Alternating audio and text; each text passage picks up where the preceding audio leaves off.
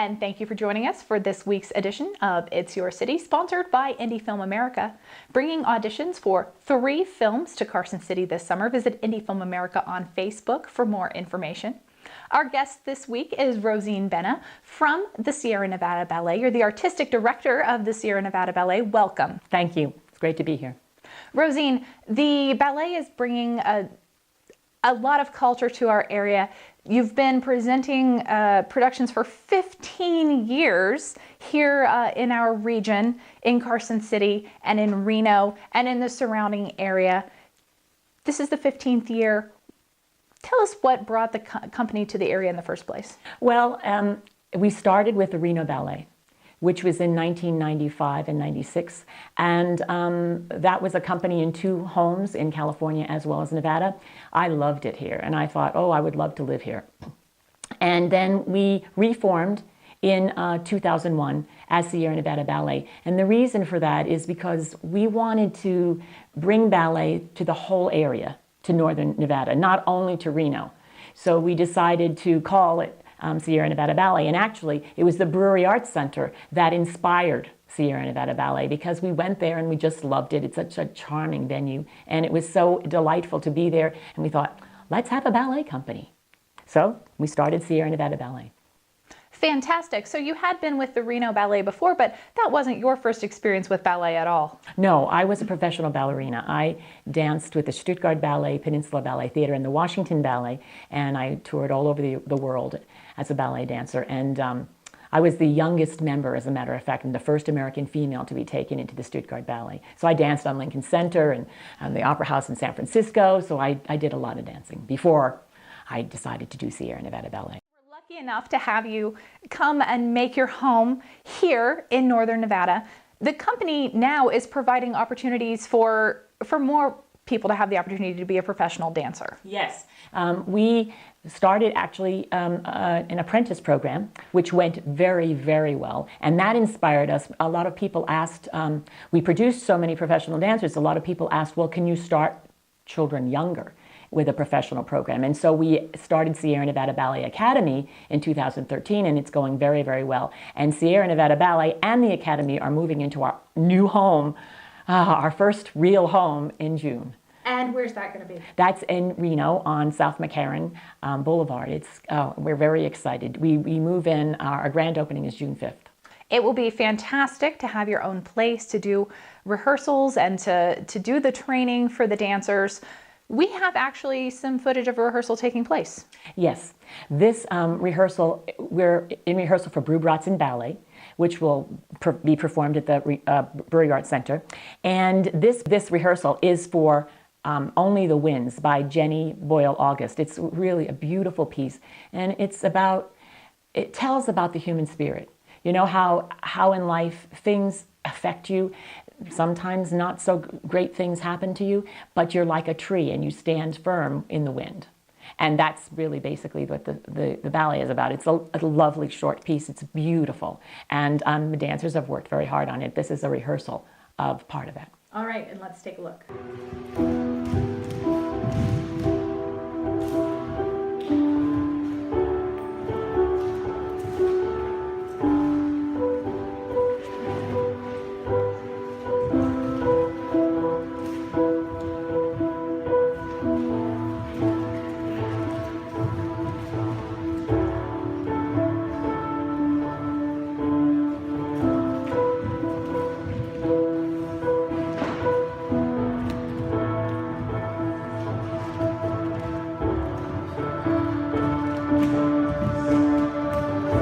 All right, that is one of the fantastic pieces that is going to be incorporated into Brats and Ballet, coming to the Brewery Arts Center on May 22nd, after 2 weekends in Reno. Yes, and we are also performing that in Fallon as well, which is our first time performing this program in Fallon. We started Brats and Ballet at Brewery Arts Center, and it just took off. People really liked it.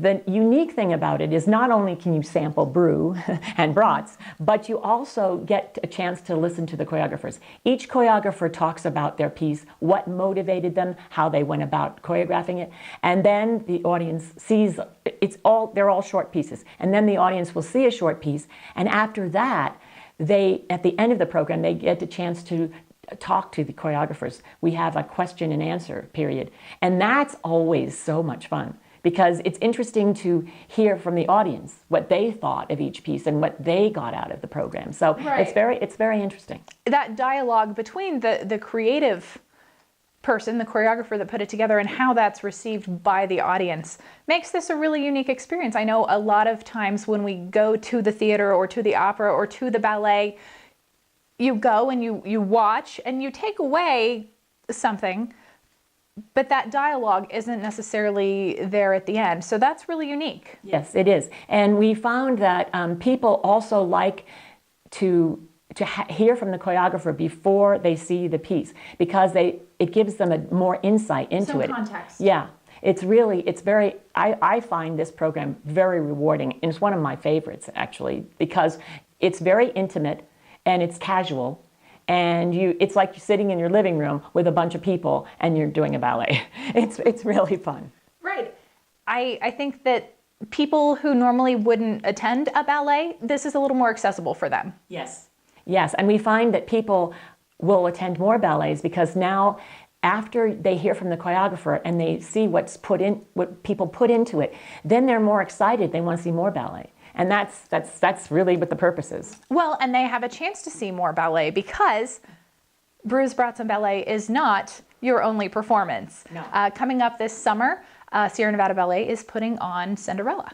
Yes, our first performance is Art Town. We're doing a mixed program on Art Town, and then after that we do Cinderella, the full-length Cinderella. And I don't know if you know that there are 345 different versions of the story of Cinderella. I was in shock when I know the one basic version. Yeah. Girl, fairy godmother, glass slipper, that's Cinderella. Yes. But it started, I didn't know, but I started to do research because I wanted to do a different kind of Cinderella. And I researched it, and it was amazing to me how many Cinderellas there are, 345 different versions. It started in ancient Rome, and the slipper wasn't glass, it was gold. Oh. So but the thing that was most interesting to me was it wasn't the fairy godmother who saved Cinderella. It was the spirit of her mother who passed away. So to me, that was so meaningful, especially in today's society, because you can really relate to somebody who's passed away, and so I thought that was beautiful. And that's what we're going to do. We're going to not have the fairy godmother. It's going to be the spirit mother, the spirit of Cinderella's mother who passed away. And we're going to start out with little Cinderella, so you can see the relationship. Sort of a flashback sort of thing to Cinderella with her mother. Exactly. And many of us, like you said, can relate to that because we have a person who's been close to us who has passed away, who was someone we looked up to and respected, and now maybe we like to think of them as being there and helping guide us. Yes, and that's what we're trying to do. And we also, some people use male dancers as a stepsisters, but I wanted to make it more interesting for society. So I used women.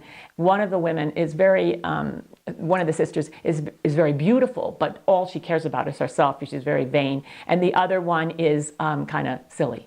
And so their relationship is very interesting too. So I'm trying to bring it more to today's society.